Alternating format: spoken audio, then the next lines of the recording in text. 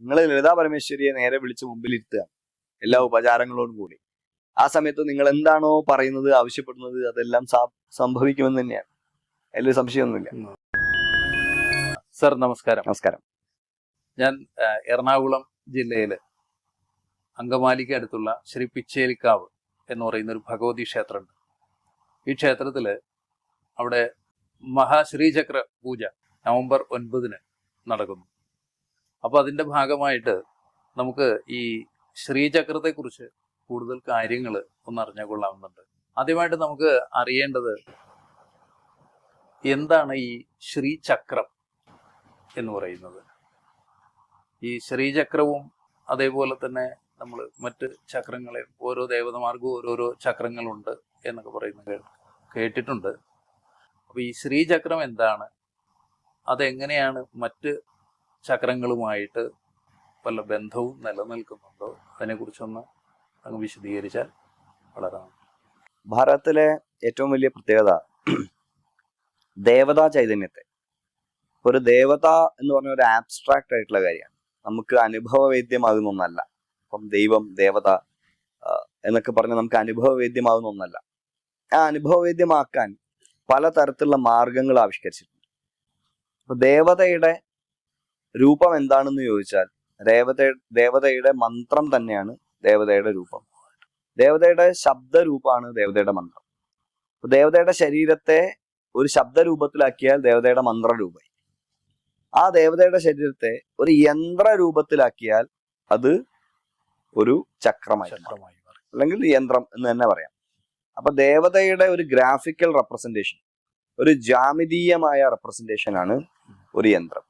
ദേവതയുടെ ഒരു സോണിക്കായ അല്ലെങ്കിൽ ഒരു ശബ്ദരൂപത്തിലുള്ള റെപ്രസെന്റേഷൻ ആണ് അതിന്റെ മന്ത്രമായിട്ടുള്ളത്. ഇത് രണ്ടും കൂടി യോജിപ്പിക്കുന്ന സമയത്ത് ദേവതയുടെ ഒരു സമഷ്ടിയെ സാധകൻ അനുഭവപ്പെടും.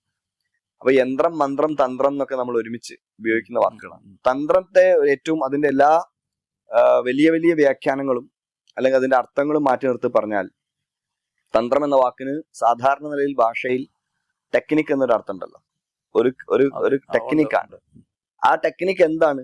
അതീതമായ ഒന്നിനെ നമ്മുടെ ജീവിതവുമായി ഇടപെടിക്കുന്ന, നമ്മളുമായി ബന്ധപ്പെടുത്തുന്ന ഒരു ടെക്നിക്ക്. അതിൽ യന്ത്രവും മന്ത്രവും തന്ത്രവും എല്ലാം സമന്വയിക്കുന്നു. അങ്ങനെ നോക്കുമ്പോൾ ശ്രീചക്രം എന്ന് പറയുന്നത് ഈ പറയുന്ന മഹാത്രിപുര സുന്ദരിയുടെ, ലളിതാ ത്രിപുര സുന്ദരിയുടെ ഒരു ജാമിതീയമായ റെപ്രസെന്റേഷൻ ആയിട്ട് പറയാം. ഇനിയിപ്പോ ശ്രീചക്രത്തെ ആഴത്തിൽ നോക്കിക്കഴിഞ്ഞാൽ ഇപ്പൊ ത്രിപുര സുന്ദരിക്ക് വേറെ യന്ത്രമുണ്ട്, ശ്രീചക്രം അല്ലാത്ത യന്ത്രമുണ്ട്. ത്രിപുര സുന്ദരി യന്ത്രമുണ്ട് വേറെ. അപ്പൊ അതുപോലെ ഓരോ വ്യത്യസ്തതകളുണ്ട്. ശ്രീചക്രം പർട്ടിക്കുലർ ആയിട്ട് നോക്കുകയാണെങ്കിൽ അതൊരു ഉപാസനാ മാർഗത്തിൽ, ഒരു പന്ഥാവിൽ ഉപയോഗിക്കുന്ന ഏറ്റവും ശ്രേഷ്ഠമായിട്ടുള്ള ചക്രമാണ്. അതുകൊണ്ട് അതിന് ചക്രരാജൻ എന്നുള്ള ഒരു പേര് ഉണ്ട്. എല്ലാ ചക്രങ്ങളുടെയും ചക്രരാജ്ഞിയാണ് അല്ലെ, എല്ലാ ചക്രങ്ങളുടെയും ഏറ്റവും ഉയരത്തിൽ ഇരിക്കുന്ന ചക്രമാണ്. ശ്രീചക്രരാജ നിലയ. അതെ, ശ്രീചക്രരാജ എന്നുള്ള ആ ഒരു പേര് അതിനുണ്ട്. അതിന്റെ കാരണം അത് ഈ പ്രപഞ്ചത്തിന്റെ സമഷ്ടിയെ കുറിക്കുന്ന ഒന്നാണ്. അതിനും വലുത് പിന്നെ ഒന്നും പറയാനില്ല എന്നുള്ളതുകൊണ്ടാണ് അങ്ങനെ പറഞ്ഞിരിക്കുന്നത്.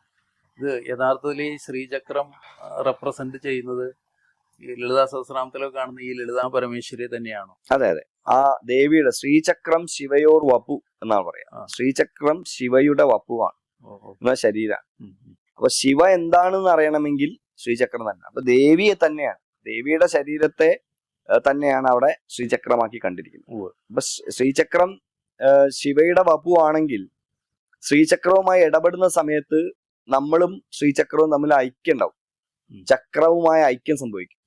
ആ ഐക്യം പരിവസ്യ രഹസ്യം എന്ന് പറയുന്ന ഗ്രന്ഥമൊക്കെ ഉണ്ട്. ആ അത്തരം ഗ്രന്ഥങ്ങളിലൊക്കെ ചക്രവുമായി സാധകന് സംഭവിക്കേണ്ട ഐക്യത്തെ കുറിച്ച് പറയുന്നുണ്ട്, വിഷുവങ്ങളെ കുറിച്ചൊക്കെ പറയുന്ന സമയത്ത്. ആ ഐക്യത്തിന്റെ സമയത്ത് സാധകന്റെ ശരീരം തന്നെയാണ് ശ്രീചക്രം എന്ന് സാധകന് മനസ്സിലാവും. അങ്ങനെയെങ്കിൽ സാധന ചെയ്യപ്പെടുന്ന സാധ്യമായിരിക്കുന്ന ചക്രം, സാധന, ഇങ്ങനെ 3 കാര്യങ്ങളുണ്ട്. സാധന ചെയ്യുന്ന ആള്, സാധന ചെയ്യുന്ന ചക്രം, സാധന എന്ന് പറയുന്ന 3 കാര്യങ്ങളുണ്ട്. ഈ 3 കാര്യങ്ങളെ വേദാന്തത്തിലേക്ക് നോക്കുന്ന സമയത്ത് ജ്ഞാതാവ്, ജ്ഞാനം, ജ്ഞേയം, ത്രിപുടി. അത് തന്ത്രത്തിൽ പറയുമ്പോൾ പ്രമാതാവ്, പ്രമാണം പ്രമേയം എന്നാണ് പറയുക. മാതൃമാനമേയം. അതിൽ തന്നെയാണ് ജ്ഞാതൃജ്ഞാനജ്ഞേയം. ഇപ്പൊ ജ്ഞാതാവ് ആരാണ്? ജ്ഞാതാവ് ഇവിടെ സാധകനാണ് ജ്ഞാതാവ്. എന്താണ് ജ്ഞാനം? സാധനയാണ് ജ്ഞാനം. എന്താണ് ജ്ഞേയം? ചക്രാണ് ജ്ഞേയം. അപ്പൊ ശ്രീചക്ര പൂജ എന്താണ് എന്ന ചോദ്യത്തിന് ഭാവനോപനിഷത്ത് വളരെ കൃത്യമായിട്ട് ഒരു ഉത്തരം പറയുന്നു. ജ്ഞാതൃജ്ഞാന ജ്ഞേയാനാം അഭേദഭാവനം ശ്രീചക്ര പൂജനം. ത്രിപുടി മുടിയ ജ്ഞാതാവും ജ്ഞാനവും ജ്ഞേയവും ഇല്ലാതെയാകുന്ന ആ ലയം, ആ സമ്പൂർണമായ ലയപ്രക്രിയയാണ് വാസ്തവത്തിൽ ശ്രീചക്ര പൂജനം എന്ന് പറയുന്നത്. അപ്പൊ അതിന്റെ അർത്ഥം എന്താണ്? ശ്രീചക്രം ശിവയോർ വപു, ശ്രീചക്രം ശിവയുടെ വപുസാണ് എന്ന് പറഞ്ഞിരിക്കുന്ന ആ ശ്രീചക്രം സാധകന്റെ ശരീരമാണ് എന്ന് സാധകന് മനസ്സിലാവുമ്പോൾ സാധകന് ശിവയുമായി അനൈക്യം ഉണ്ടാവുന്നില്ല, അഥവാ ഐക്യം ഉണ്ടാവുന്നു. ആ ഐക്യം ആണ് അദ്വൈതാനുഭൂതി. അതാണ് അഖണ്ഡ. അപ്പൊ അദ്വൈതാനുഭൂതിയെ എങ്ങനെ ബന്ധപ്പെട്ടിരിക്കുന്നു? അതെ, അദ്വൈതാനുഭൂതി എന്ന് പറയുന്നത്, ഇപ്പൊ അദ്വൈതം എന്ന് പറയുന്ന ഒരു കാഴ്ചപ്പാട് അല്ലെങ്കിൽ ഒരു തത്വചിന്ത, അതൊരു വ്യക്തിക്ക് ബുദ്ധിപരമായിട്ട് മാത്രം ഇടപെടാൻ പറ്റുന്ന ഒന്നാണ്. അത് ശാസ്ത്രത്തിന്റെ ലോകത്തും അങ്ങനെ തന്നെയാണ്. ഉദാഹരണം പറയാം, കോസ്മോസ് എന്ന് പറയുന്ന ഒരു പുസ്തകം കാൾ സാഗൻ എഴുതി. അതിൽ പറയുന്ന ഒരു പ്രധാനപ്പെട്ട ആശയം, അല്ലെങ്കിൽ ഇന്നിപ്പോ ശാസ്ത്രജ്ഞന്മാരൊക്കെ പറയുന്ന ഒരു ആശയം, you are nothing but A star dust.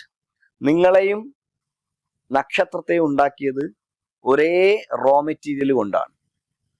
തന്ത്രം ഇതിനെ വളരെ മുമ്പേ പറഞ്ഞിട്ടുണ്ട്. ഭൈരവ സ്തോത്രത്തിൽ അഭിനവപ്തൻ പ്രോദിത സത്യവിബോധമരീചി എന്ന് പറയുന്നത് ബോധമരീചികളെ കൊണ്ട് വിശ്വപദാർത്ഥം എന്നാണ് ശക്തിയെ വിളിച്ചിരിക്കുന്നത്. ശക്തിയാണ് വിശ്വപദാർത്ഥം. വിശ്വം നിർമ്മിക്കാനുള്ള ശിവന്റെ പദാർത്ഥം ശക്തിയാണ്. അതായത് എന്ത് കാര്യത്തെയും ഉണ്ടാക്കാനുള്ള അതിന് ക്ഷമമായിട്ടുള്ള ഒരു വസ്തു.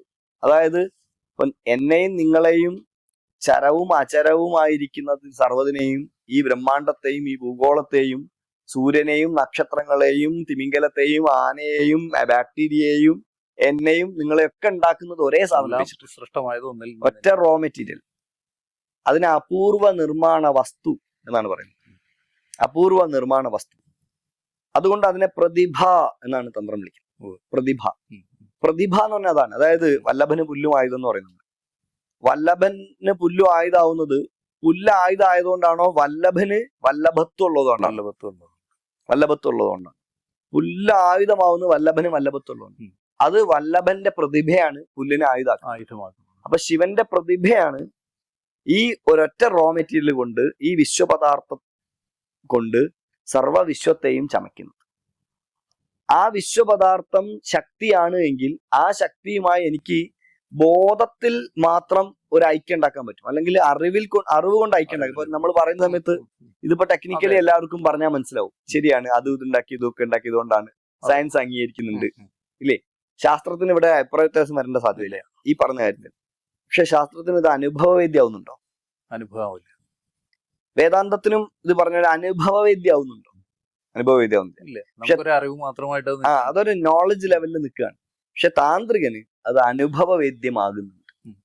അതവിടെ സാധനയുടെ ഒരു നിമിഷത്തിൽ ആ അനുഭവം ഒരു സാധകന് ഉണ്ടാവുന്നുണ്ട്. ആ സാധകൻ ആ സമയത്ത് ആ അനുഭവത്തിൽ ഇമ്മേഴ്സ്ഡ് ആവുന്നുണ്ട്. അപ്പൊ ശിവയുടെ വപുസായിരിക്കുന്ന ശ്രീചക്രം ശിവ തന്നെയാണ്. ആ ശിവയുമായി എനിക്ക് ഐക്യം ഉണ്ടാവുന്നുണ്ട്. അപ്പോൾ എന്തുണ്ടാവുന്നുണ്ട്? ജ്ഞാന ജ്ഞേയം ഇല്ലാതെ പോകുന്നു. ഡിസ്റ്റിങ്ഷൻ അവസാനിക്കുന്നു. ഈ ഡിസ്റ്റിങ്ഷൻ അവസാനിക്കുന്ന സമയത്ത് ശിവയുടെ വപുസ് തന്നെയാണ് എന്റെ വപുസ് എന്നും ഞാൻ തന്നെയാണ് ശിവ എന്നും മനസ്സിലാവും. അറിയുന്ന ആളില്ല, വിഷയമില്ല, അറിയുക എന്ന് പറഞ്ഞ പ്രക്രിയയുമില്ല. മൂന്നുമില്ല. ഒന്ന് തന്നെയായി തീരുന്നു. ആത്മാഭിന്ന കുണ്ഡലിനി അഭിന്ന ശ്രീ ലളിതാ പരമേശ്വരി എന്ന് പറയും. ശ്രീചക്രത്തിന്റെ മഹാഷോഡശി മന്ത്രത്തെ വ്യാഖ്യാനിക്കുന്ന സമയത്ത് പറയുന്ന ഒരു പ്രധാനപ്പെട്ട കാര്യം ആത്മാഭിന്ന കുണ്ഡലിനി അഭിന്ന ആ തത്വമാണ് ലളിതാ പരമേശ്വരി. എന്ന് വെച്ചാൽ ഞാനും കുണ്ഡലിനിയും ലളിതാ പരമേശ്വരിയും വേറെയല്ല. അങ്ങനെ മനസ്സിലാക്കി തരുന്ന പ്രോസസ്സാണ് ശ്രീവിദ്യ വരുന്നത്. ഈ ശ്രീവിദ്യയാണ് ശരിക്കും ശ്രീചക്രത്തിന്റെ ഒരു മന്ത്രമായിട്ട് നിലകൊള്ളുന്നത്. അതെ, ശ്രീവിദ്യ എന്ന് പറയുന്നത് അതെ. ഇപ്പം ഉദാഹരണത്തിന് ശ്രീവിദ്യ ഇപ്പം നമ്മള് ക്രമമായിട്ട് പറയുമ്പോൾ ബാല മുതൽ ഷോഡശി വരെ എത്തുന്ന തലം, അതിനുശേഷം മുകളിലേക്കൊക്കെ ഉണ്ട്. അത് അവിടം വരെ പറഞ്ഞാൽ പഞ്ചദശി ഷോഡശി. അപ്പൊ 15 തിഥി, ചന്ദ്രന്റെ 15 തിഥികളാണ് എന്താണ് ശ്രീവിദ്യയുടെ പൊരുള്. ഇപ്പൊ പ്രതിപദ മുതൽ പൗർണമി വരെയുള്ള 15 ദിവസങ്ങൾ, 15 തിഥികൾ. ആ തിഥി നിത്യകളെയാണ് ദേവിയുടെ ആവരണത്തിൽ കാണുക. അപ്പൊ ദേവിയുടെ നിത്യകൾ അതാണ്. അവസാനത്തെ നിത്യ ദേവി തന്നെയാണ്. അത് പൂർണിമയാണ്, അതൊരു പൂർണ്ണകലയാണ്. അവിടെ ഒരു സാധനവും കൂട്ടാനും ഇല്ല, കുറയ്ക്കാനും ഇല്ല. അപ്പൊ പൂർണ്ണത്വം എങ്ങനെ വരും? പൂർണ്ണത്വം ഈ 15 അക്ഷരങ്ങൾ, തിഥിയെ സൂചിപ്പിക്കുന്ന 15 അക്ഷരങ്ങൾ പഞ്ചദശി. അതിന്റെ കൂടെ പൂർണിമ എന്ന അർത്ഥത്തിൽ ശ്രീ എന്ന് പറയുന്ന ഒരു കാര്യം, ഒരു ബീജം ചേരുമ്പോൾ അത് ഷോഡശിയായിട്ട് മാറും. ഓക്കെ. അപ്പൊ അത് തിരിച്ച് എണ്ണിയാൽ 16ാമത്തെ കലയെ 1ാമത്തെ കലയായി എണ്ണിയാൽ പുറകോട്ട് എണ്ണി വന്നാൽ പ്രതിപദ 16ാമത്തെ കലയാവും. പ്രതിപദയ്ക്ക് മുമ്പ് എന്തായിരിക്കും? അമാകലയാണ്, അമാവാസി. അപ്പൊ അത് 17ാമത്തെ കലയാണ്. അങ്ങനെയെങ്കിൽ 17ാമത്തെ കല എന്താണ്? ഇത് കാളിയാണ്. ഓ, മനസ്സിലായി? അപ്പൊ അത് കാലസംഘർഷിണിയാണ്, കാളിയാണ്. അപ്പൊ ഈ കാളി ആകുന്ന പൂർണ്ണത അതൊരു വോയിഡാണ്, ഇല്ലായ്മയാണ്. പക്ഷെ ഭാരതത്തിലെ അഭാവം എന്ന് പറയുന്നത് ഒരു സത്യമാണ്. അഭാവത്തെ സത്യമായിട്ട് കണക്കാക്കുന്നത്, അഭാവം ഇല്ലായ്മയായിട്ടല്ല കണക്കാക്കുന്നത്. അതിന്റെ കാരണമാണ് ശൂന്യം, പൂജ്യം. പൂജ്യം അഭാവമല്ല, പൂജ്യം എല്ലാത്തിന്റെയും നിറവാണ്.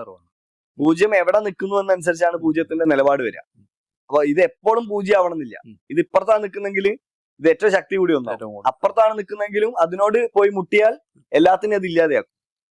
അങ്ങനെയൊക്കെയുള്ള ചില സംഹാരകാരിണിയാണോ എന്നുള്ളൊരു ചോദ്യത്തിന് അതെ, ഇത് ഈ സൃഷ്ടികാരിണിയുമാണ്, അതെ, സംഹാരകാരിണിയാണ്. ഇത് എങ്ങനെ പൂജ്യമാണ്, രണ്ടും ഒരാളാണ്, രണ്ടും ഒരാളാണ്. സംഹാരകാരിണിയാകുമ്പോൾ ഈ പൂജ്യം പോലെയാണ്. അപ്പൊ പൂജ്യത്തിനോട് എന്തെങ്കിലും ഗുണിക്കാൻ പോയാൽ അത് പൂജ്യാക്കും. 1 × 0 എന്ന് പറയുന്ന അവസ്ഥ. അല്ലെങ്കിൽ അങ്ങനെ പൂജ്യത്തിനോട് എന്ത് വേണമെങ്കിലും ചെയ്യാൻ നിന്നാൽ പൂജ്യം അതിനെ ഇല്ലായ്മ ചെയ്യും. അതേ സമയത്ത് ആ പൂജ്യം അതാണ് സംഹാരം. സംഹാരം എന്ന് പറയുന്നത് പ്രകൃതിയിലെ ഒരു പ്രവർത്തനം മാത്രം. സംഹാരത്തിൽ ഒടുങ്ങുന്നില്ല തന്ത്രത്തിലെ കാര്യങ്ങൾ. ഈ അമാകലയിൽ നിന്ന് പൗർണമിയിലേക്കുള്ള യാത്രയാണ് സാധകന്റെ യാത്ര. തിരിച്ചും ആ യാത്രയാണ്. അപ്പൊ കാളി ടു ശ്രീ, ശ്രീ ടു കാളി, ഇതാണ് യാത്ര.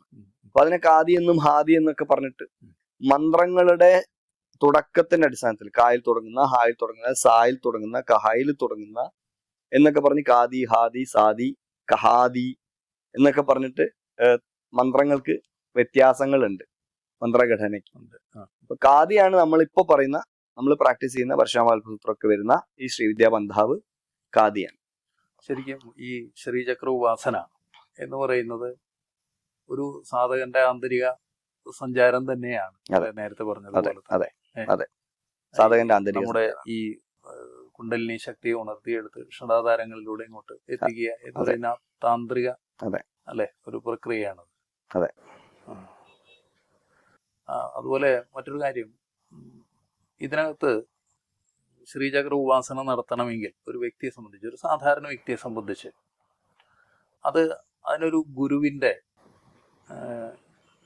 ഒരു സാന്നിധ്യം അനിവാര്യമാണ് എന്നതിനെ കുറിച്ച് അങ്ങയുടെ ഒരു അഭിപ്രായം എന്ന് പറഞ്ഞാൽ? നിശ്ചയമായിട്ടും. കാര്യം ശ്രീചക്ര വളരെ ക്ലിഷ്ടതകളുള്ള ഒരു മാർഗമാണ്. മറ്റ് സമ്പ്രദായങ്ങളിൽ വെച്ച് രാജപാതയാണ് ശ്രീവിദ്യാ പാത, രാജാക്കന്മാർ ഉപാസിച്ചിരുന്ന പാതയാണ്. മറ്റൊരു അർത്ഥത്തിൽ രാജപാതയാണ്, കാരണം ഒരുപാട് പേര് സഞ്ചരിച്ചിട്ട് വലിപ്പം കൂടിയ പാതയാണ്. അതുകൊണ്ട് തന്ത്രത്തിലെ ഇപ്പൊ കാളിയുടെ പദ്ധതിയെ പോലെയോ ഭൈരവിയുടെ പദ്ധതിയെ പോലെയോ താരയുടെ പദ്ധതിയെ പോലെയോ അല്ലെങ്കിൽ അങ്ങനെയുള്ള ചില കാഠിന്യങ്ങൾ കുറഞ്ഞിട്ടുണ്ട്. ഗൃഹസ്ഥന് സ്വീകരിക്കാവുന്ന രൂപത്തിൽ ഡൊമസ്റ്റിക്കേറ്റഡ് ആയിട്ടുണ്ട്. എങ്കിൽ പോലും ഒരു പ്രശ്നമുണ്ട്, ഈ യാത്ര കഠിനമായിട്ടുള്ള. നിങ്ങൾക്ക് അവിടെ ഒരു ഗൈഡ് ഇല്ല എങ്കിൽ 100% വഴിയേറ്റിപ്പോവും. വഴിതെറ്റാനുള്ള സകലവിധ സാധ്യതയുണ്ടായി. വഴി തെറ്റാനുള്ള എല്ലാം ദേവി തന്നെ അതിന്റെ ഉള്ളിൽ വെച്ചിട്ടുണ്ട്. ഉദാഹരണത്തിന് ത്രൈലോക്യ മോഹന ചക്രം. സാധകൻ ത്രൈലോക്യ മോഹന ചക്രത്തിലേക്ക് കടക്കാൻ പോവാ എന്ന് വെച്ചാൽ ഭൂപുരം എന്ന് വിളിക്കുന്ന ഭൂത്രയം ഉണ്ടല്ലോ അവിടെ ഉള്ള ആ കാണുന്ന ആ 3 വര ത്രൈലോക്യ മോഹനം എന്നാണ്. ത്രിലോകങ്ങളെ മോഹിപ്പിക്കുന്നതാണ്. അതെന്താണ്? അണിമാതി അഷ്ടശക്തികളും ഇച്ഛാഭുക്തി എന്ന 2 ശക്തികളും കൂട്ടി ദശശക്തികൾ. അങ്ങനെയാണ് ശ്രീവിദ്യയിൽ ദശശക്തികളെ ന്യസിച്ചിരിക്കുന്ന സ്ഥലം അവിടെ. നമ്മൾ സാധന ആരംഭിച്ചു, നമുക്ക് സിദ്ധി കിട്ടാൻ തുടങ്ങി. എന്ത് ചെയ്യും? പെട്ടെന്ന് നമ്മൾ പ്രയോഗ സാധ്യതയിലേക്ക് പോകും. നമ്മൾ അതിന്റെ അടുത്ത ചക്രത്തിലേക്ക് കടക്കാൻ പ്രയാസപ്പെടും. നമ്മൾ എപ്പോഴും പറയാ സിദ്ധികളെ ദേവി അവിടെയാ വെച്ചിരിക്കും, അത്ര ദൂരെയാ വെച്ചിരിക്കും. ദേവിയുടെ കോറിൽ നിന്ന് എത്രയോ ദൂരെയാണ് തദപി ബഹിരംഗം നിർബീജസ്യ എന്ന് പതഞ്ജലി പറയുന്നുണ്ടല്ലോ ഇതിനെ കുറിച്ചിട്ട്. എന്താണ്? ധ്യാനം ധാരണ സമാധിയെ കുറിച്ചിട്ട് അന്തരംഗമാണ് അത് എങ്കിൽ പോലുമെങ്കിലും, അതായത് അഷ്ടാംഗ യോഗത്തിൽ 5 അംഗങ്ങൾ ബാഹ്യവും 3 അംഗങ്ങൾ ധ്യാനം ധാരണ ധ്യാനം സമാധി ആന്തരികമാണെന്ന് പറയും. എന്നിട്ട് അത് കഴിഞ്ഞിട്ട് പതഞ്ജലി പറയുന്നത് തദപി ബഹിരംഗം നിർബീജസ്യ, നിർബീജത്തിൽ നിന്നും ബഹിരംഗാണിത് എന്ന് പറയാണ്. അപ്പൊ ദേവിയുടെ ആ ബിന്ദുവിലേക്ക്, മഹാബിന്ദുവിലേക്ക് എത്തുന്നതിന് മുമ്പ് ഉള്ളതെല്ലാം ഒരുപാട് അകലെയാണ്. നമ്മളെ ഏറ്റവും അടുത്തിപ്പോ ഒരാൾക്ക് ഈശിത്വം എന്ന് പറഞ്ഞ സിദ്ധി കിട്ടി, ഈശ്വരനെ പോലെ. അതുപോലും ഇരിക്കുന്ന ത്രൈലോക്യ മോഹന ചക്രത്തിലാണ്. അപ്പൊ നമുക്ക് ഇഷ്ടമുള്ള കാര്യങ്ങൾ കയ്യിലെടുക്കാൻ പറ്റുക, ദൂരമുള്ള കാഴ്ച കാണാൻ പറ്റുക, വലുതാവാൻ പറ്റുക, ചെറുതാവാൻ പറ്റുക, ഭാരം കൂട്ടാൻ പറ്റുക, ഭാരം കുറയ്ക്കാൻ പറ്റുക, ഇങ്ങനെയൊക്കെയുള്ള അഷ്ടസിദ്ധികൾ, അണിമാതി അഷ്ടസിദ്ധികൾ ഏതെങ്കിലും ഒരു വ്യക്തിക്ക് ലഭിക്കാൻ തുടങ്ങിയാൽ അയാൾ സാധനയിൽ പിന്നെ പ്രോഗ്രസ് ചെയ്യില്ല. അതിന് ഏറ്റവും നല്ല ഉദാഹരണം പറയാം. ഇന്ദ്രാദികൾക്ക് ഇന്ദ്രാദികൾ എന്ന് പറഞ്ഞാൽ ദിക്പാലകന്മാർ. അത് ടെക്നിക്കലി നോക്കുമ്പോൾ ഇന്ദ്രാദികൾക്ക് ദേവിയുടെ ചക്രത്തെ പ്രൊട്ടക്ട് ചെയ്യാനുള്ള ഉത്തരവാദിത്തമുണ്ട്. ഇന്ദ്രൻ, യമൻ, നിര്യതി എന്നൊക്കെ, വായു ഒക്കെ, കുബേരൻ, ഇവരൊക്കെ കോണുകളിലും കാർഡിനൽ ഡയറക്ഷൻസ് ആയിട്ടുള്ള 4 ഡയഗണൽ ഡയറക്ഷൻസ് ആയിട്ടുള്ള 4 മുകളിലും താഴെയായിട്ട് പ്രൊട്ടക്ട് ചെയ്യുന്നുണ്ട് ശ്രീചക്രത്തെ. പ്രൊട്ടക്ഷനാണ്. പക്ഷെ സൗന്ദര്യലഹരിയെ പോലുള്ള കൃതികള് അതിമനോഹരമായിട്ട് ഇവരെ പറഞ്ഞിരിക്കുന്നത് ഇന്ദ്രാദികൾക്ക് പോലും അകത്തേക്ക് കയറാൻ പറ്റൂല. കാരണം ഇന്ദ്രാദികൾ അണിമാതി അഷ്ടസിദ്ധികൾ അവർ തടയുന്നു. അണിമാതി അഷ്ടസിദ്ധികൾ അകത്ത് പിന്നെ സെക്കൻഡ് ലെയർ ഓഫ് സെക്യൂരിറ്റിയാണ്. ആ സെക്കൻഡ് ലെയർ ഓഫ് സെക്യൂരിറ്റി ഇവരെ തടയുന്നു. അതിന്റെ അർത്ഥം ഇന്ദ്രന് പോലും ത്രൈലോക്യ മോഹന ചക്രം ക്രോസ് ചെയ്ത് അകത്തേക്കുള്ള പ്രവേശനം ലഭിച്ചിട്ടില്ല എന്ന് പറയുമ്പോൾ സാധകൻ അവിടെ എന്താണ് ചെയ്യുന്നത്? സാധകൻ ആഴത്തിലുള്ള ഒരു മനന പ്രക്രിയയിലൂടെ, ഒരു സാധനാ പ്രക്രിയയിലൂടെ ഇങ്ങനെയുള്ള എന്താ പറയാ ട്രബിളിങ് പെർസ്യൂട്ട്സ് എന്ന് പറയില്ലേ, അതിനെല്ലാം കടന്ന് അതിന്റെ അകത്തേക്ക് പോവാണ്. അതാണ് സാധനയുടെ. അതാണ് ഈ പണ്ട് സ്വാമി വിവേകാനന്ദന്റെ ഒരു അനുഭവത്തിൽ ഇതേപോലെ വർണ്ണിച്ചിട്ടുണ്ട്. അദ്ദേഹം ഈ സാധനയുടെ 2ാമത്തെ ഘട്ടത്തിലേക്ക് ചെന്നു എന്നും ഈ സമയത്ത് ഇത് അദ്ദേഹം പരീക്ഷിക്കാൻ തുടങ്ങിയെന്നും ആ സമയത്ത് ശ്രീരാമകൃഷ്ണ പരമഹംസർ ഇനി നിന്റെ അടുത്ത ഘട്ടം അവസാന സമയത്തേക്ക് ഞാൻ തരുള്ളൂ, നീ ഇപ്പൊ തന്നെ അത് പരീക്ഷിച്ചു എന്നുള്ളത് കൊണ്ട്. അപ്പോൾ ഇതായിരിക്കും ഒരു ഗുരു അതിന്റെ ഒരു ഇടപെടൽ അവിടെ കയറി വരുന്നത്. അപ്പൊ ഇങ്ങനെ ഒരു പ്രശ്നം ഉണ്ടാവുന്ന സമയത്ത് സാധാരണ നിലയിൽ ഒരു ഗുരു ഇല്ലെങ്കിൽ എന്താവും? അയാൾ അവിടെ പെട്ടു. ഗുരു പറയും നീ ഇവിടെ അല്ല കൊടുങ്ങേണ്ടത്, ഗോ ഫോർവേഡ് എന്ന് പറയും. ഈ ഗോ ഫോർവേഡ് എന്ന് പറയാൻ ഒരാൾ വേണം, ഒരാൾ കൂടെ ഉണ്ടാവും. ബാക്കി എല്ലാ പ്രശ്നങ്ങളും മാറ്റി നിർത്തുക. അറിയാത്ത വഴിയിലൂടെ സഞ്ചരിക്കുമ്പോൾ ഒരു ഗൈഡ് നല്ലതാണ്. ഇത് തന്നെയാണോ നമ്മൾ ഈ മായാശക്തി എന്ന് പറഞ്ഞ് കാണുന്നതും ഈ ദേവിയുടെ ഈ സാന്നിധ്യത്തിൽ തന്നെയാണോ? അതെ, ദേവി മഹാമായ ശക്തി രൂപത്തിൽ തന്നെയാണ് ഇരിക്കുന്നത്.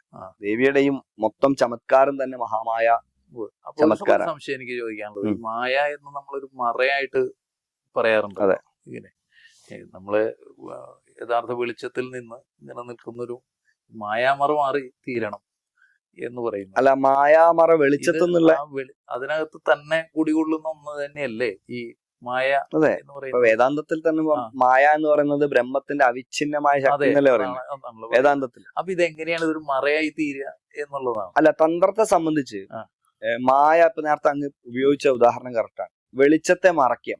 സത്യത്തെ വെളിച്ചത്തെ മറയ്ക്കല്ല, വെളിച്ചത്തിന്റെ ഇന്റൻസിറ്റി കുറയ്ക്കുക. അതായത് ഇപ്പൊ കാളിയുടെ നിറം കറുപ്പാണെന്ന് നമ്മൾ പറയും. സത്യത്തിൽ കാളിയുടെ നിറം കറുപ്പാണോ?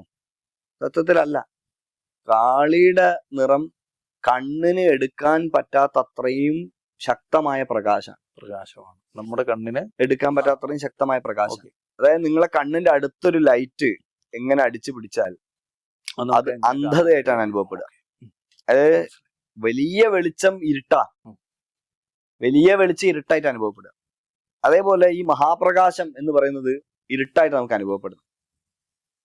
ആ മഹാപ്രകാശത്തെ, ആ വലിയ വെളിച്ചത്തെ നമുക്ക് കാണാനുള്ള കപ്പാസിറ്റി ഇല്ല, അല്ലെങ്കിൽ ഇല്ലാതാവണമെന്ന് നമ്മൾ തന്നെ തീരുമാനിച്ചു. അതാണ് കറക്റ്റ്. നമ്മൾ തന്നെ തീരുമാനിച്ചാണ്. ആ മഹാപ്രകാശത്തിൽ അഭിരമിച്ചു കൊണ്ടിരുന്ന നമ്മൾ ശിവത്വം ഇനി ഇതല്ല, ഈ മഹാപ്രകാശത്തിന്റെ താഴെയുള്ള ഒരു അവസ്ഥ സ്വയം അനുഭവിക്കണമെന്ന് ചിന്തിക്കുന്ന സമയത്താണ് ദേവിയോട് പറയുന്നത് നീ മായയുടെ രൂപം കൈക്കൊള്ളാൻ. അപ്പൊ ദേവി ശിവന്റെ പ്ലേമേറ്റ് ആണ്, കളിക്കൂട്ടുകാരിയാണ്. ഇച്ഛാശക്തി ഉമാകുമാരി എന്നാണ് ശിവസൂത്രം പറയുന്നത്. കുമാരയത് കളിക്കുന്ന ആളാണ് ശിവന്റെ കൂടെ. പകിട കളിക്കുക അല്ലെ, ഗോഡ് ഡസൻ പ്ലേ ഡൈസ് എന്ന് ഐൻസ്റ്റീൻ പറയുന്നുണ്ട്. പക്ഷെ ഭാരതത്തില് ഗോഡ് ഡസ് പ്ലേ ഡൈസ് എന്നാണ് പറയുന്നത്. പകിടകളിയാണിത്. അപ്പൊ ശിവശക്തികളുടെ ഈ പകിടകളിയില് പ്രധാനപ്പെട്ട ചോദ്യം എന്തിനാണ്, നമ്മളൊക്കെ ചോദിക്കുന്ന ചോദ്യമുണ്ട്. എല്ലാ മതങ്ങളോട് ചോദിച്ച ഒരു മതത്തിന് ഉത്തരം പറയാൻ പറ്റാത്തൊരു ചോദ്യമാണ്. ഇപ്പൊ അബ്രാമിക മതങ്ങളോട് ചോദിക്കാം, എന്തിനാണ് നിങ്ങളെ സൃഷ്ടിച്ചത്? അപ്പൊ നിങ്ങൾ പാപിയായി, നിങ്ങൾ സൃഷ്ടിച്ചു, നിങ്ങൾക്കെതിരെയുള്ള ആൾക്കാരുണ്ടായി, അവരെ കൊല്ലാൻ പറയുന്നു, അവരെ കൊന്നു കഴിഞ്ഞാൽ നിങ്ങൾക്ക് സ്വർഗം കിട്ടുന്നു. ഈ പണിയൊക്കെ ദൈവം നമ്മളെ കൊണ്ട് എടുപ്പിക്കേണ്ട വല്ല കാര്യമുണ്ടോ? എന്നിട്ട് അവസാനം പാപത്തിന്റെ ഫലമായിട്ട് ഒരു മകനെ ഇങ്ങോട്ടയക്കും. ആ മകനെ എന്നിട്ട് കുരിശിലടിച്ചു കൊല്ലുന്നു. അത് കഴിഞ്ഞിട്ട് അയാളുടെ രക്തം കൊണ്ട് നമ്മൾ ശുദ്ധമായി എന്ന് പറയുന്നു.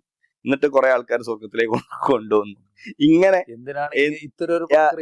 എന്തിനാണ് ഈ കളിയൊക്കെ കളിക്കുന്നത്? ഇതൊരു ചോദ്യമല്ലേ? ഇത് ഏതെങ്കിലും മതത്തിന് ഉത്തരം ഉണ്ടോ? ഈ ഹിന്ദുക്കളോട് ചോദിച്ചാൽ ഉത്തരം ഉണ്ടാവില്ല. ഇപ്പൊ ബ്രഹ്മാവ് ഇതൊക്കെ സൃഷ്ടിച്ചു. അതെ, ഇതേ ചോദ്യം എന്റെ ഉള്ളിൽ ഞാൻ അത് ഈ ഒരു സന്ദർഭത്തിൽ ചോദിക്കുന്നത് ശരിയല്ലല്ലോ. അതെ, ഹിന്ദുക്കളോട് ചോദിച്ചാൽ ഉത്തരല്ലേ? നരനായി ഇങ്ങനെ ജനിച്ചു ഭൂമിയിൽ നരകവായിരുന്നു നടുവിൽ. ഞാൻ നരനായി ജനിക്കാൻ കർമ്മം ചെയ്തു. അപ്പൊ എന്റെ മുൻ ജന്മത്തിലെ കർമ്മം, അതിന് മുൻ ജന്മത്തിലെ കർമ്മം, അങ്ങനെ കർമ്മം എണ്ണിപ്പോയാൽ നമ്മൾ ഇന്നത്തെ എവല്യൂഷന്റെ കണക്കിൽ അമീബ ചെയ്ത കർമ്മം വരെ നമ്മൾ അനുഭവിച്ചുകൊണ്ടിരിക്കുക. ഈ ആദ്യത്തെ കർമ്മം എന്തിനാണ് നമ്മളെ തന്നത്? അത് തരാതിരുന്നൂടായിരുന്നോ? എന്തിനാണ് നമ്മളെ ഈ കഷ്ടപ്പാട്? അപ്പൊ ഒരു സാഡിസ് അല്ലേ ദൈവത്തിന് എന്ന് നമുക്ക് തോന്നിയാൽ ആർക്കെങ്കിലും എതിര് പറയാൻ പറ്റുമോ? അതിന് ഉത്തരം തന്ത്രശാസ്ത്രം പറയുന്ന ഉത്തരാണ്. ലോകത്തെ ഏറ്റവും ശക്തമായ ഉത്തരാണ്. ആ ഉത്തരം അങ്ങനെ ആരെങ്കിലും അല്ല കഷ്ടപ്പെടുന്നത്, ശിവൻ തന്നെ. എന്തിന് കഷ്ടപ്പെടുന്നു എന്നുള്ളതാണ് ചോദ്യം. അതായത് നിങ്ങൾക്ക് എല്ലാ സുഖവും ഉണ്ട്, സൗകര്യവും ഉണ്ട്, സന്തോഷവും ഉണ്ട്. അപ്പൊ നിങ്ങൾക്ക് സുഖത്തിന്റെയും സന്തോഷത്തിന്റെയും സൗകര്യത്തിന്റെയും അനുഭവം പൂർണ്ണാർത്ഥത്തിൽ കിട്ടുന്നില്ല. ഉദാഹരണത്തിന്, നിങ്ങൾക്ക് എന്ത് കാര്യം വിചാരിച്ചാലും ലഭിക്കും, അത് വാങ്ങാനുള്ള ധനമുണ്ട്. പക്ഷെ നിങ്ങൾ ആ കാര്യം മേടിക്കാൻ വേണ്ടി, ധനം ആർജിക്കാൻ വേണ്ടി കഷ്ടപ്പെട്ട് ആ ധനം ആർജിച്ച് അത് വാങ്ങുന്ന സമയത്ത് നിങ്ങൾക്ക് ലഭിക്കുന്ന ഒരു ആനന്ദമുണ്ട്. ആ ആനന്ദത്തെ നിങ്ങൾക്ക് ലഭിക്കാതെ ആവുന്നു. അത് നമുക്കൊക്കെ ഉണ്ട്. ധാരാളം ധനവാന്മാരായിട്ടുള്ള ആളുകൾ ഇറങ്ങിപ്പോകുന്നുണ്ട്. ഇപ്പൊ ബുദ്ധൻ ഇറങ്ങിപ്പോയി. എന്തിനാ ഇറങ്ങിപ്പോയത്? ബുദ്ധൻ സന്യാസം സ്വീകരിക്കാൻ കാരണം എന്താണ്? എല്ലാ സൗകര്യങ്ങളും ഉണ്ട്.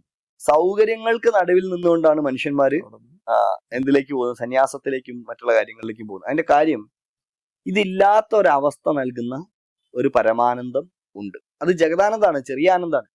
വലിയ ആനന്ദമുള്ള അവസ്ഥ തന്നെ കൊടുക്കുന്നത് തന്നെയാണ്. അത് മനസ്സിലാവണമെങ്കിൽ, വെളിച്ചത്തിന്റെ ഭംഗി മനസ്സിലാവണമെങ്കിൽ ഇരുട്ട് അറിയണമെന്ന് പറയുന്നത് പോലെ നമുക്കൊക്കെ ഉണ്ട്. നമ്മൾ കൈ ഇങ്ങനെ വളരെ മുറുക്കെ പിടിക്കുക, എന്നിട്ട് വിടുമ്പോൾ ഒരു സുഖം ഉണ്ടാവും, വിശ്രാന്തി എന്നാ പറയാ വിജ്ഞാന. ദാഹിച്ചിരിക്കുമ്പോ വെള്ളം കുടിക്കുമ്പം ഉള്ള സുഖം. ഇങ്ങനെ മനുഷ്യ ജീവിതത്തിൽ എല്ലാത്തിനും സുഖമുണ്ട്. കഷ്ടപ്പെട്ട് ബുദ്ധിമുട്ടിയിരിക്കുന്ന സമയത്ത് അതിൽ നിന്നൊരു വിടുതൽ ഉണ്ടാവുന്ന സമയത്ത് ഒരു സുഖമുണ്ട്. ഈ സുഖം അനുഭവിക്കുക എന്നുള്ള ത്വര എങ്ങനെ മനുഷ്യന്റെ ഉള്ളിൽ ഉണ്ടായി?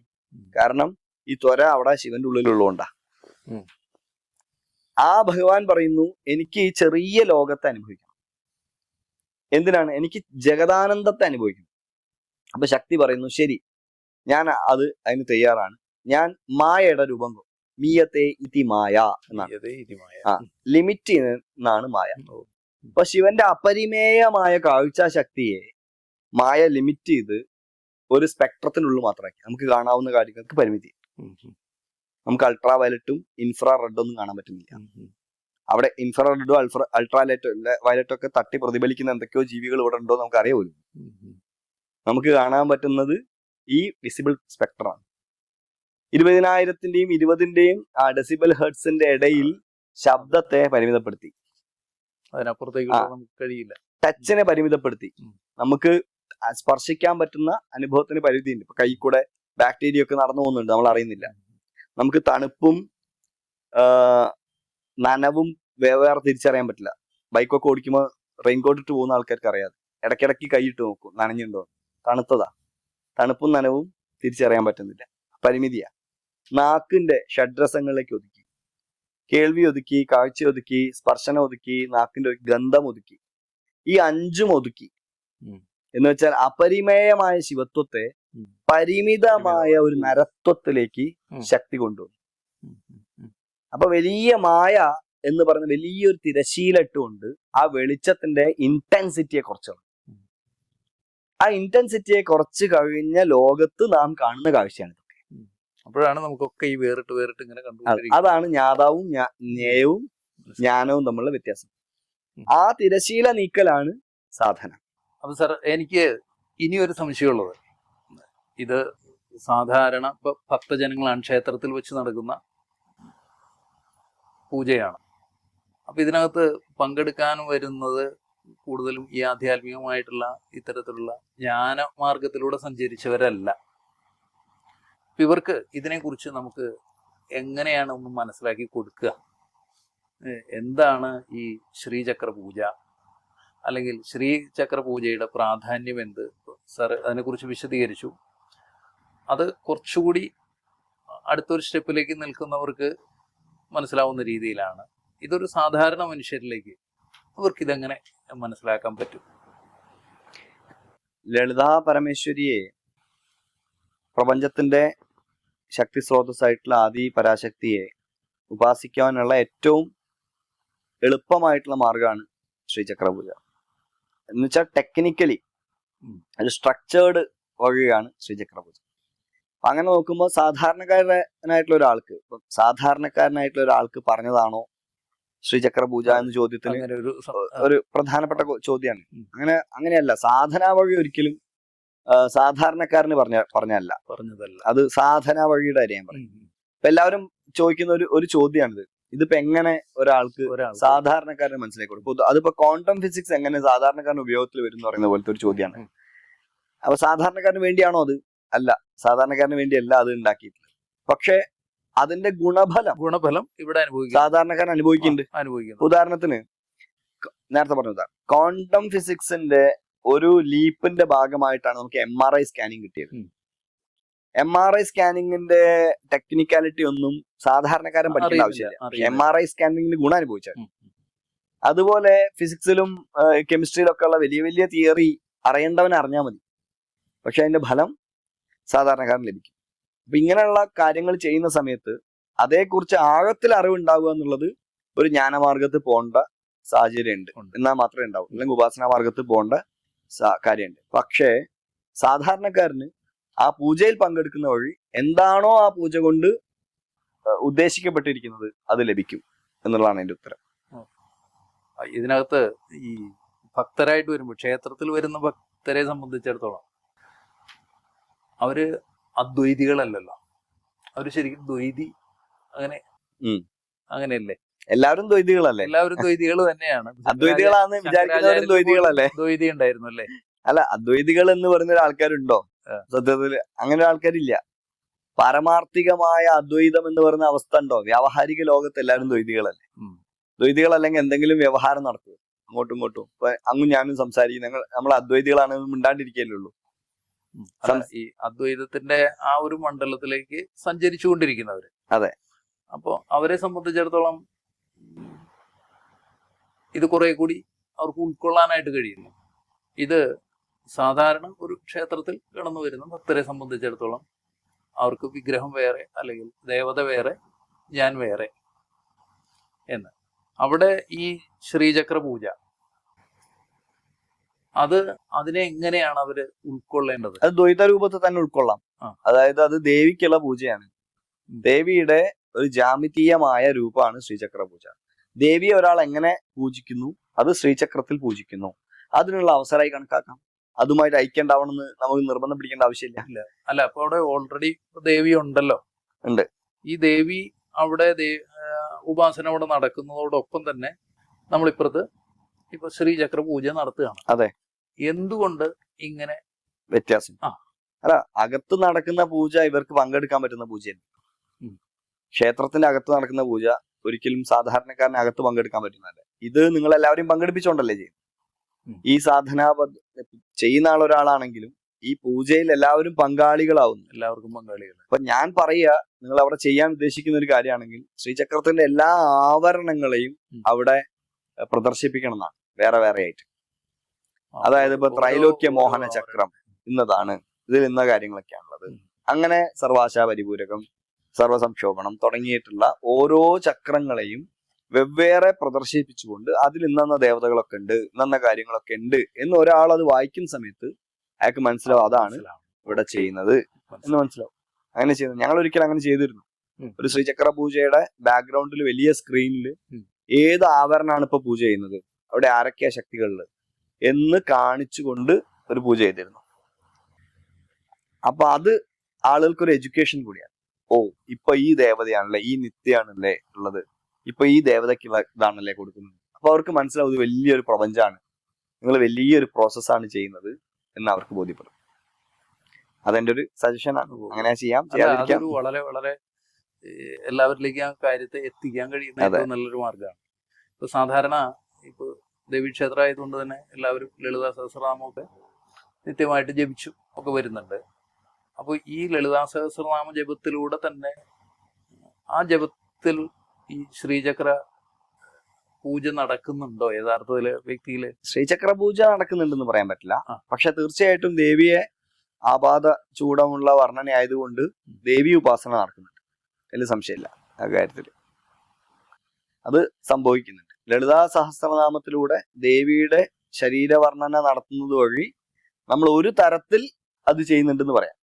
ടെക്നിക്കലി ഈ ഓരോന്നിനും സ്പർശിച്ചു പോകുന്നുണ്ടോ എന്ന് ചോദിച്ചാൽ പറഞ്ഞതുപോലെ യന്ത്രവും മന്ത്രവും തമ്മിലുള്ള വ്യത്യാസം. അതെ അതെ. പക്ഷെ അത് ഒരു സ്തോത്ര രൂപേണ അതിലെ ചില മന്ത്രങ്ങളൊക്കെ വെച്ച്, അപ്പം കിരിചക്ര, അങ്ങനെ ഹേചക്രം, കിരിചക്രം, അല്ലെ ശ്രീചക്ര രാജം, അങ്ങനെ ഓരോന്നിനെയും പറഞ്ഞ് രഥകൽപ്പനകള്, അതിന്റെ അകത്തുള്ള വാരാഹി മാതങ്കി ദേവതകളുടെ കാര്യം, ബാലദേവിയെ കുറിച്ചുള്ളത്, അങ്ങനെ എല്ലാത്തിനെയും അതിൽ സ്പർശിക്കുന്നുണ്ട്. എല്ലാം ശ്രീചക്രത്തിൽ യോഗിനികളെ കുറിച്ച് പറയുന്നുണ്ട്. ലാക്കിനി ആ തുടങ്ങിയിട്ടുള്ള യോഗിനികളെ കുറിച്ച് പറയുന്നുണ്ട്. ഇതെല്ലാം ഉണ്ട്. ഇനി മറ്റൊന്ന്, ഈ ചിലതിനൊക്കെ ഇപ്പൊ മുൻപ് ഈ വർണ്ണവ്യവസ്ഥയൊക്കെ നിലനിന്നിരുന്ന ഒരു സമയത്ത് ഇതിങ്ങനെ ബ്രാഹ്മണർക്കേ പാടുള്ളൂ, അല്ലെങ്കിൽ അതിന്റെ ശുദ്ധാശുദ്ധങ്ങൾ പാലിക്കുന്നവർക്കേ ഇത് സാധ്യമാവുള്ളൂ. ഇപ്പൊ പിന്നെ അങ്ങനത്തെ ഒരു സംവിധാനമൊന്നും അല്ലല്ലോ നമ്മളെ സംബന്ധിച്ചിടത്തോളം. അത് വളരെ ജനകീയമായ, എല്ലാവരിലേക്കും ഈ ഒരു നമ്മുടെ വിവേകാനന്ദ സ്വാമിയൊക്കെ പറഞ്ഞാൽ ഒരു പ്രായോഗിക വേദാന്തത്തിന്റെ തലത്തിലേക്ക് വന്നിരിക്കുകയാണല്ലോ. അപ്പൊ അതുകൊണ്ട് ഇതിന് ഏതെങ്കിലും തരത്തിലുള്ള ലോപം സംഭവിക്കുന്നുണ്ടോ? വർണ്ണ ജാതി വ്യവസ്ഥയായിട്ട് ഇതിനകത്ത് തന്ത്രത്തിന് വർണ്ണവും ജാതി വ്യവസ്ഥകളെ അംഗീകരിക്കുന്ന ഒരു കാര്യമല്ല തന്ത്രമല്ല. ക്രമത്തിൽ പറയുന്ന സമയത്ത് ഇപ്പൊ വിശ്വപ്രിയ, വിപ്രപ്രിയ എന്നൊക്കെ ചിലത് ലളിതാ സഹസ്രനാമത്തിലും, അല്ലെങ്കിൽ ബ്രാഹ്മണർക്കുന്ന ഉപാധി കൊണ്ട്, ക്ഷത്രിയർക്കുന്ന ഉപാധി കൊണ്ട്, വൈശ്യർക്കുന്ന ഉപാധി കൊണ്ട്, ശൂദ്രർക്കുന്ന ഉപാധി കൊണ്ട് എന്നൊക്കെ ഉപാധികളെ കുറിച്ചൊക്കെ പറഞ്ഞിട്ടുണ്ടെങ്കിൽ പോലും ആത്യന്തികമായി തന്ത്രം വർണ്ണ ജാതി വ്യവസ്ഥകളെ അതിലംഘിക്കുന്നതാണ്. അതിലൊരു സംശയമില്ല. ആത്യന്തികമായി ഉപാസന പന്ഥാവിലേക്ക് ഇവിടെ അദ്വൈതം എന്ന് പറയുന്ന ഒരു അവസ്ഥ സംഭവിക്കുമ്പോൾ തന്നെ പിന്നെ വർണ്ണവും ജാതിയും ഇല്ല. ഈശ്വരനും ഞാനും തമ്മിൽ ഭേദമില്ലാത്ത അവസ്ഥ സംജാതാവുമ്പോ പിന്നെ അതിന്റെ താഴെയുള്ള എല്ലാം അപ്രസക്തമാണ്. അതെ അതെ. അല്ല, ഈ വൈദിക സമ്പ്രദായത്തിൽ തന്നെ ഒരു ഘട്ടം കഴിഞ്ഞപ്പോഴാണല്ലോ ഇതെല്ലാം കൂടി വന്നിട്ടുള്ളത്. അതുകൊണ്ട് ശ്രീവിദ്യാ പാരമ്പര്യം ആവട്ടെ, തന്ത്രത്തിലെ ഏതെങ്കിലും പാരമ്പര്യം ആവട്ടെ, അതൊന്നും ജാതി വർണ്ണ വ്യവസ്ഥതയുടെ ചട്ടക്കൂടിൽ നിന്നുകൊണ്ട് കാണണ്ടല്ല, അത് സാർവജനീയമാണ്, ലോകർക്ക് മുഴുവൻ Yes. വേണ്ടിയിട്ടുള്ളതാണ്. എല്ലാവരെയും ഉൾക്കൊള്ളുന്നതാണ്, എല്ലാവർക്കും എല്ലാവർക്കും വേണ്ടിയിട്ടുള്ളതാണ്. ഉൾക്കൊള്ളാവുന്നതാണ്. അതുകൊണ്ട് അതിന് ലോപം സംഭവിക്കില്ല, അത് ഏറ്റവും നന്നാവുക ചെയ്യും. ആ. പിന്നെ മറ്റൊരു കാര്യം ചോദിക്കാനുള്ളത്, ഇതിനകത്ത് പങ്കെടുക്കുന്നു ഇപ്പൊ ധാരാളം പേര് ശ്രീചക്ര പൂജയിൽ പങ്കെടുക്കുന്നുണ്ട്. ഇവർക്ക് ഇതുകൊണ്ട് ലൗകികമായോ അല്ലെങ്കിൽ ആധ്യാത്മികമായിട്ടുള്ളോ അതിന്റെ ഒരു ഗുണഫലങ്ങൾ ഉണ്ടാവും, എന്താ? നിശ്ചയമായിട്ടും ഉണ്ടാവും. ഏത് തരത്തിലാണത്? അത് ഒന്നാമത്തെ കാര്യം, നമ്മളൊരു ഹയർ ആയിട്ടുള്ള ഏറ്റവും ഉയർന്ന തലത്തിലുള്ള ഒരു ശക്തി സ്രോതസ്സുമായി മുഖാമുഖം കാണുക. അങ്ങനെ കാണുന്ന അവസരം ഇല്ല. ആ സമയത്ത് അവിടെ പ്രാർത്ഥിക്കപ്പെടുന്നത്, അവിടെ നിവേദിക്കപ്പെടുന്നത്, അവിടെ ആവശ്യപ്പെടുന്ന എല്ലാം നടത്തപ്പെടുന്നില്ല. അതിലുപരി അതിനെ കുറിച്ചൊന്നും പറയാനില്ല. നിങ്ങൾ ലളിതാ പരമേശ്വരിയെ നേരെ വിളിച്ച് മുമ്പിലിരുത്തുക എല്ലാ ഉപചാരങ്ങളോടും കൂടി. ആ സമയത്ത് നിങ്ങൾ എന്താണോ പറയുന്നത്, ആവശ്യപ്പെടുന്നത്, അതെല്ലാം സംഭവിക്കുമെന്ന് തന്നെയാണ്. അതിലൊരു സംശയമൊന്നുമില്ല. അപ്പൊ അവിടെ ഭക്തരുടെ അഭീഷ്ടം അവിടെ നിശ്ചയം സംഭവിക്കും എന്നുള്ളതാണ്. അപ്പൊ ഇതിനായിട്ട് എനിക്ക് വ്യക്തിപരമായിട്ട് നിലനിൽക്കുന്ന ഒരു സംശയമാണ്. പണ്ട് എവിടെയോ നമ്മൾ വായിച്ചറിഞ്ഞിട്ടുള്ളതാണ്. ആദ്യമാകുമ്പം ഈ വൈദിക യജ്ഞങ്ങള് ഇതേപോലെ നടക്കുമ്പോൾ ഇതൊന്നും ഫലകാംക്ഷയോടുകൂടി ചെയ്തിരുന്നതല്ല. വ്യക്തിപരമായ ഒരു ഫലത്തിന് വേണ്ടിയിട്ടല്ല ഇതുണ്ടായിരുന്നു. ഇപ്പൊ രാമായണത്തിന്റെ കാലഘട്ടത്തിൽ പോലും അങ്ങനെയല്ലായിരുന്നു. അപ്പൊ അതുകൊണ്ട് ഇപ്പൊ രാമായണമൊക്കെ പ്രക്ഷിപ്തമാണ്. ബാലകാണ്ഡത്തിൽ പുത്രകാമേഷ്ടി നടത്തുന്നതൊക്കെ പ്രക്ഷിപ്തമാണ്. ആ സമയത്ത് അത് അങ്ങനെ ഉണ്ടായിരുന്നില്ല എന്ന് പറയുന്നു. പിന്നീട് യാഗം നടത്തുന്നത്, ആദ്യം യാഗം നടത്തിയിരുന്നതൊന്നും ഫലം ഇച്ഛിച്ചിട്ടായിരുന്നില്ല. അത് ലോക നന്മയ്ക്ക് വേണ്ടി ചെയ്തുകൊണ്ടിരിക്കുന്നു. പക്ഷെ അത് പിൽക്കാലത്തേക്ക് വന്നു കഴിഞ്ഞപ്പോൾ വൈയക്തിക ലാഭങ്ങൾക്കായിട്ട് ഇത് മാറി. വൈയക്തിക ലാഭം ഉണ്ടോ ഇല്ല എന്നുള്ളത് വേറെ വിഷയം. അത് ഇപ്പൊ ഒരാൾക്ക് ലോകത്തിന് മുഴുവൻ ഗുണം ഉണ്ടാവുന്ന കാര്യം അവനാനുള്ള ഗുണാക്കാൻ പറ്റുമല്ലോ. അപ്പൊ വൈയക്തിക ലാഭം ഉണ്ടോ ഇല്ല എന്നുള്ളത് തർക്ക വിഷയമായി നിൽക്കട്ടെ. പക്ഷെ ലാഭത്തിന് വേണ്ടിയിട്ടാണ്, അതിൽ സംശയമില്ല. കാരണം കർമ്മകാണ്ഡോക്തമാണല്ലോ യാഗങ്ങളെല്ലാം. ജൈമിനിയുടെ കർമ്മകാണ്ഡങ്ങളിൽ നിൽക്കുന്നതാണ് ഇതെല്ലാം. അപ്പൊ കർമ്മകാണ്ഡങ്ങളുടെ പശ്ചാത്തലത്തിൽ നോക്കുമ്പം യാഗങ്ങളൊക്കെ ഒരു സ്വർഗകാമനയോട് കൂടിയിട്ടുള്ളതാണ്. സ്വർഗം ലഭിക്കുക അല്ലെങ്കിൽ ദേവതമാരുടെ പ്രീതി ലഭിക്കുക എന്നുള്ള പ്രധാനപ്പെട്ട കാര്യം. അപ്പൊ ആ പ്രീതിയിലാണ് വൈദിക സമൂഹം മുന്നോട്ട് പോയിക്കൊണ്ടിരുന്നത്. അപ്പൊ അതുകൊണ്ട് ദേവന്മാർക്കുള്ള യാഗം എന്ന് പറയുന്നത് മൊത്തം സമാജത്തിന്റെ നന്മയ്ക്ക്, ശ്രേയസിനും പ്രേയസിനും ആയിക്കൊണ്ട് തന്നെയാണ് ഇരുന്നിട്ടുള്ളത്. അതിൽ തർക്കമൊന്നും. അപ്പൊ അതില് ഏതെങ്കിലും വ്യക്തികൾക്ക് വ്യക്തിപരമായ ശ്രേയസിനും പ്രേയസിനും വേണ്ടി, ഉദാഹരണത്തിന് രാജസൂയം അല്ലെങ്കിൽ അശ്വമേധം തുടങ്ങിയിട്ടുള്ള യാഗങ്ങൾ, അങ്ങനെയുള്ള യാഗങ്ങളൊക്കെ വ്യക്തിപരമായ ശ്രേയസിന് ചെയ്യുന്ന ഒരു സാഹചര്യം ഉണ്ടായി. ഇല്ല എന്ന് പറയാൻ പറ്റില്ല. അപ്പൊ അങ്ങനെ നോക്കുമ്പോൾ അത് രണ്ട് തരത്തിലും ഉപയോഗിച്ചിട്ടുണ്ട്. പക്ഷെ അതിന് തീർച്ചയായിട്ടും വെറുതെ ഒരു പ്രക്രിയയല്ല, അതൊരു ഗുണകാംക്ഷ അതിൻ്റെ അകത്തുണ്ട്. പക്ഷെ ആ ഗുണകാംക്ഷ ലാർജർ ഗുഡാണോ ഇൻഡിവിജ്വൽ ഗുഡാണോ എന്നുള്ളത് മാത്രമേ ഉള്ളൂ ചോദ്യം. ഈ ആ യജ്ഞ ഒരു സംസ്കാരത്തിന്റെ ഭാഗം തന്നെയാണോ ഈ ശ്രീചക്ര പൂജ എന്ന് പറയുന്നത്? യജ്ഞ സംസ്കാരത്തിന്റെ ഭാഗമല്ല. ശ്രീചക്ര പൂജ ഒരു ഉപാസന വിദ്യയാണ്. അപ്പൊ അതിൽ നിങ്ങൾക്ക് ഒരു ഹോമം ബാക്കിയുള്ള കാര്യങ്ങളൊന്നും അതിന്റെ ഭാഗമായിട്ട് കാണണ്ട. അതിനോട് അനുബന്ധമായിട്ടൊക്കെ എന്തെങ്കിലും ഉണ്ടാവും. അത് എന്ന് പറയുന്നത് ആന്തരികമായ ഒരു പൂജാ പ്രക്രിയയുടെ ബാഹ്യമായ പ്രകടനം. ആന്തരികമായ ഒരാൾ സമയത്തിൽ പൂജ ചെയ്യും. ഒരു സമയാചാരി അകമേ അത് ചെയ്യും. ഒരു കൗളൻ അത് പുറമെ ചെയ്യുന്നു. രണ്ടും ഒരേ പ്രോസസ്സാണ്. ഒന്ന് അന്തർയാഗാണ്, ഒന്ന് ബഹിർയാഗാണ്. അന്തർയാഗം എന്നാ പറയാ, ആ പ്രോസസ് യാഗാണ്. പക്ഷെ ഏത് യജ്ഞയാഗ സംസ്കാരത്തിന്റെ കണ്ടിന്യൂഷൻ എന്ന് പറയാൻ പറ്റില്ല. ആ യാഗം അകമേയുള്ള യാഗപ്രക്രിയയാണ്, ഇത് പുറമേയുള്ള യാഗപ്രക്രിയ എന്ന് വേണമെങ്കിൽ അങ്ങനെ വിശാലമായിട്ട് വേണമെങ്കിൽ ഇതിനെ കണക്ട് ചെയ്യാമെന്ന് മാത്രം. ഇത് യഥാർത്ഥത്തിൽ രണ്ട് വഴികളല്ലേ? രണ്ട് വഴികളാണ്. പരസ്പരം ഒരുപാട് കൊടുക്കലുകളുള്ള, ആദാനപ്രദാനങ്ങളുള്ള, ഒരു ആയവ്യയങ്ങളുള്ള ഒരു സമ്പ്രദായമാണ് രണ്ടും. അതുകൊണ്ട് പിരിച്ചു പറഞ്ഞുകൂടാ. ഇതിനകത്ത് തന്നെ ഇപ്പൊ അങ്ങ് തന്നെ പറഞ്ഞതില് കൗളമാർഗത്തെ കുറിച്ചും സമയാചാരത്തെ കുറിച്ചും പറഞ്ഞു. അതൊന്ന് വിശദീകരിച്ചു തരാമോ, ഒന്ന് വ്യക്തമാവുന്ന രീതിയിലേക്ക്? സമയം ആന്തരികമായ ഒരു പ്രക്രിയയാണ്. സമയം ആന്തരികമായ ഒരു ജേണിയാണ്. പ്രാണനെ ഉപയോഗിച്ചുകൊണ്ടുള്ള ആന്തരിക ജേണിയാണ്. പ്രാണാപാന്മാരുടെ യോജിക്കലാണ്. ഹംസ എന്ന് പറയുന്ന പ്രോസസ്സാണ് സമയാചാരം. വാസ്തവത്തിൽ കൗളത്തിന്റെ ഒരു ആന്തരിക വീക്ഷണാണ് സമയം. ഉം. യഥാർത്ഥ കൗളം സമയമാണെന്നും പറയും. യഥാർത്ഥ കൗളം എന്ന് പറയുന്നത് വാസ്തവത്തിൽ സമയം തന്നെയാണ് എന്ന് പറയും. ഇനി ബാഹ്യ കൗളം നമ്മൾ പൂജ വസ്തുക്കൾ ഉപയോഗിച്ചുകൊണ്ടുള്ള പൂജ, രണ്ടും ആവശ്യമാണ്. എക്സ്റ്റേണൽ പ്രോസസ്സും ആവശ്യമാണ്, ഇന്റേണൽ പ്രോസസ്സും ആവശ്യമാണ്. ഉദാഹരണം ലളിതാ സഹസ്രനാമത്തിന്റെ തുടക്കം എടുത്തു നോക്കാം. ആദ്യത്തെ വാക്ക് എന്താ? ചിദഗ്നികുണ്ഡ സംഭൂത എന്നാണ്. ചിദഗ്നികുണ്ഡ സംഭൂത.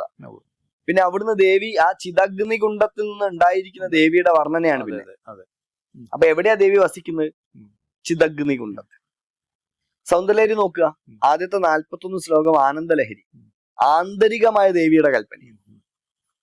പിന്നെ ബാഹ്യമായ ദേവിയുടെ കൽപ്പന. ഭാരതത്തിൽ ഇത് രണ്ടും ഉണ്ട്. അതായത് ആന്തരികമായ പൂജയെ നമ്മൾ പര എന്നാ പറയാം, ബാഹ്യമായ പൂജയെ അപര എന്നാ പറയാം. ആന്തരികവും ബാഹ്യവും ചേർന്നുള്ള പൂജയെ പരാപര എന്നാ പറയാം. അതാണ് പണ്ട് ഈ എഴുത്തച്ഛൻ ഇതിനകത്തേക്ക് തന്നെ ഈ മാർഗത്തിലൂടെ പരാപരാപര എഴുത്തച്ഛൻ ചൊല്ലിയതിനെ പറയുന്നത്. അതെ. മറ്റൊരു ചോദ്യം ചോദിക്കാനുള്ളത്, ഇപ്പോ ഇതൊരു വലിയൊരു സൽക്കർമ്മം, ഒരുപാട് പ്രയത്നങ്ങളും അല്ലെങ്കിൽ ഒരുപാട് അതിനുവേണ്ടി സമർപ്പണങ്ങളോടുകൂടി നടത്തപ്പെടുന്നത്. ഇതുകൊണ്ട് നമ്മുടെ നാടിന് ഇപ്പൊ നിലനിൽക്കുന്ന ഒരു അവസ്ഥയിൽ നിന്നും മറ്റെന്തൊരു മാറ്റത്തിലേക്ക്, അല്ലെങ്കിൽ നാടിന് എന്ന് പറയുമ്പോൾ അവിടുത്തെ ജനതയ്ക്കാവാം, എല്ലാ നാടിന്റെ മൊത്തത്തിന്റെ ഒരു നിലനിൽപ്പിൽ തന്നെ അത് എങ്ങനെ അതിന്റെ ഒരു സ്വാധീനം ഉണ്ടാവും? തീർച്ചയായിട്ടും ഉണ്ടാവും. ശ്രീചക്ര പൂജ നവാവരണം ആവട്ടെ, ശ്രീചക്ര പൂജയൊക്കെ ചെയ്യുന്ന സമയത്ത് വൈയക്തികമായാണ് സാധകർ ചെയ്യുക. തന്ത്രത്തിന് പലപ്പോഴും ഒരു വൈയക്തിക ദൃഷ്ടിയാണ് കൂടുതലുള്ളത്. തന്ത്രം ഒരു സാമൂഹിക ദൃഷ്ടിയിൽ കാണുന്നൊന്നല്ല. തന്ത്രത്തെ സംബന്ധിച്ച് സമൂഹം വളരെ പ്രധാനപ്പെട്ടാണെന്ന് വെച്ചാൽ ഞാൻ ഓപ്പൺ ആയിട്ട് പറയാട്ടോ. അതായത് പറയുമ്പോൾ ചില ആളുകൾക്ക് ബുദ്ധിമുട്ടുണ്ടാവും. തന്ത്രത്തിന്റെ സാധനാ രീതിയൊക്കെ വ്യക്തിനിഷ്ഠ. സമൂഹത്തിന്റെ പ്രേയസ് തന്ത്രത്തെ സംബന്ധിച്ച് ഒരു ഒരു ഒരു ചർച്ചാ വിഷയമല്ല. വ്യക്തിയുടെ പ്രേയസാണ് വിഷയം. നിങ്ങൾ രക്ഷപ്പെടുക എന്നുള്ളതാണ് ചോദ്യം, അതിന്റെ കാര്യം. പക്ഷെ അവിടെ നിന്ന് മാറി നിങ്ങൾ അത് സമൂഹത്തിലേക്ക് കൊണ്ടുവരുന്ന സമയത്ത് അത് വലിയൊരു സാമൂഹിക വീക്ഷണം. തന്ത്രത്തിന്റെ വൈയക്തിക വീക്ഷണത്തെ ഒരു വ്യക്തിക്ക് എപ്രകാരം അത് വൈയക്തികമായി ഗുണം ചെയ്യുന്നു, അതിനെ നിങ്ങൾ ഒരു സമൂഹത്തിലേക്ക് സ്പ്രെഡ് ചെയ്യുന്നു. അത് വലിയൊരു പ്രവർത്തനമാണ്, വലിയൊരു ദൈവിക പ്രവർത്തനമാണ്.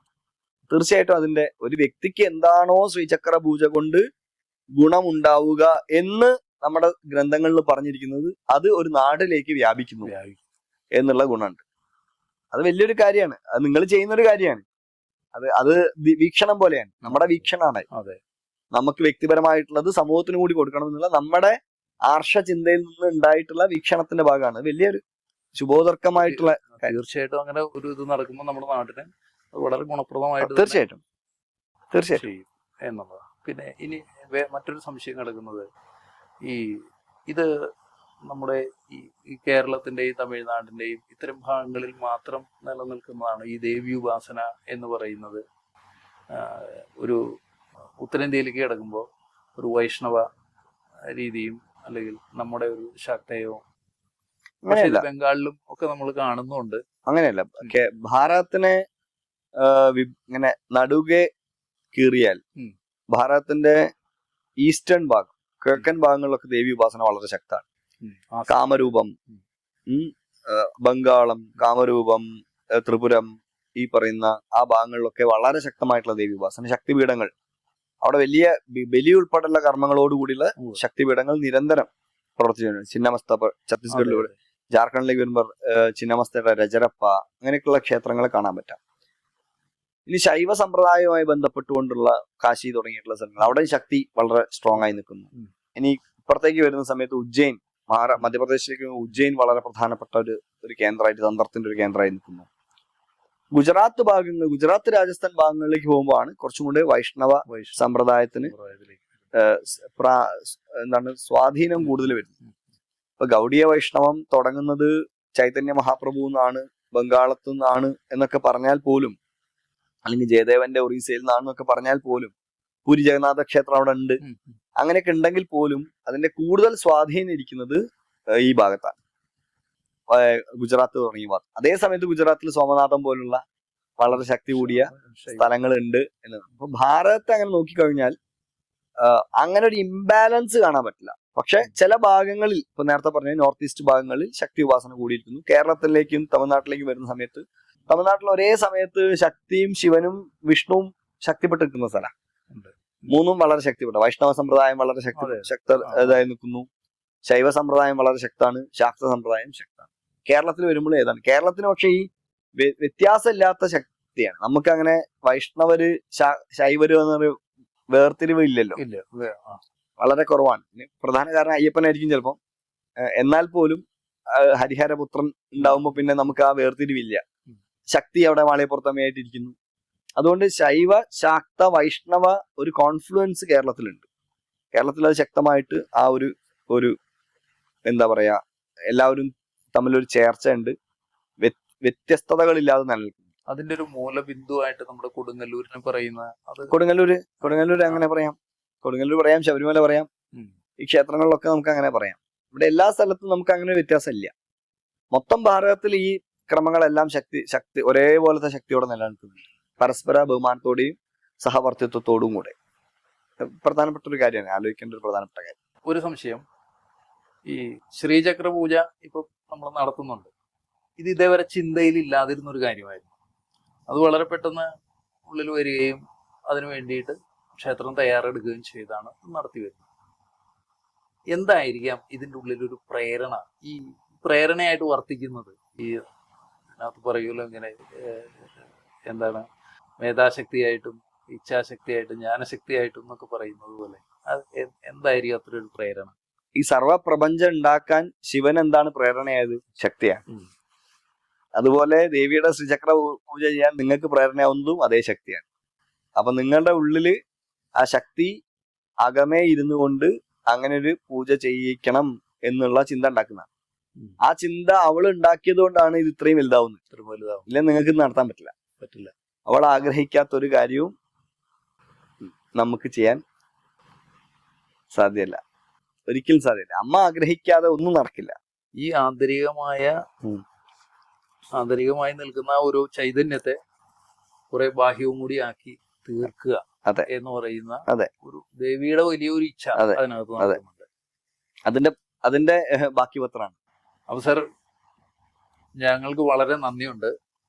കാരണം ഇത്തരം ഒരു ശ്രീചക്ര പൂജ, മഹാശ്രീചക്ര പൂജ ഇങ്ങനെ നടത്തുമ്പോൾ പലപ്പോഴും ഇത് വളരെ ഗഹനമായി നിൽക്കുന്നതും നമ്മൾ വളരെ അകലെ നിന്ന് മാത്രം അറിയുന്നതുമായ ഒരു സംഗതിയാണ്.